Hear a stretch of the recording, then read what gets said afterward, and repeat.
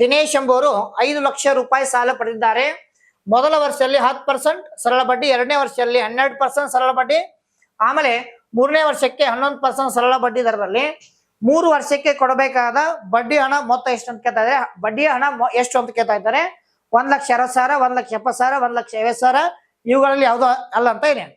ಇಲ್ಲಿ ಗಮನಿಸಬೇಕು, 10%, 12%, 11% ಕೂಡಿಸಿದಾಗ ಎಷ್ಟಾಗುತ್ತದೆ ಅಂತ ಕೇಳಿದಾಗ 33% ಆಗುತ್ತದೆ. 33% ಡಿವೈಡ್ ಬೈ 100 ಮಾಡ್ಕೋಬೇಕು. ಇಂಟು ಎಷ್ಟಿದೆ? 5 ಲಕ್ಷ. ಇಂಟು ಎಷ್ಟು? 5 ಲಕ್ಷ ಅಂತ ಮಾಡ್ಕೋಬೇಕು. ಆಮೇಲೆ ಕ್ಯಾನ್ಸಲ್ ಮಾಡ್ಕೋಬೇಕದು. ಸೊ ಕ್ಯಾನ್ಸಲ್ ಮಾಡ್ಕೊಂಡಾಗ ಇಲ್ಲಿ 2 0 ಕ್ಯಾನ್ಸಲ್, ಇಲ್ಲಿ 2 0 ಕ್ಯಾನ್ಸಲ್ ಅಂದಾಗ 33 ಇಂಟು 5 ಅಂದಾಗ 165 ಆಗುತ್ತದೆ. ಆಮೇಲೆ 1 0 2 0 3 0 ಅಂದಾಗ 1 0 2 0 3 0 ಅಂದಾಗ 1,65,000 ಸೊ ಅಮೌಂಟ್ ಆಗುತ್ತದೆ. ಹಾಗಾದ್ರೆ ಈ ಆಪ್ಷನ್ ಅಲ್ಲಿ ನೋಡಿದಾಗ ಇಲ್ಲಿ 1,65,000 ಇಲ್ಲ. ಹಾಗಾದ್ರೆ ಈ ಪ್ರಶ್ನೆಗೆ ಆನ್ಸರ್ ಆಪ್ಷನ್ ಡಿ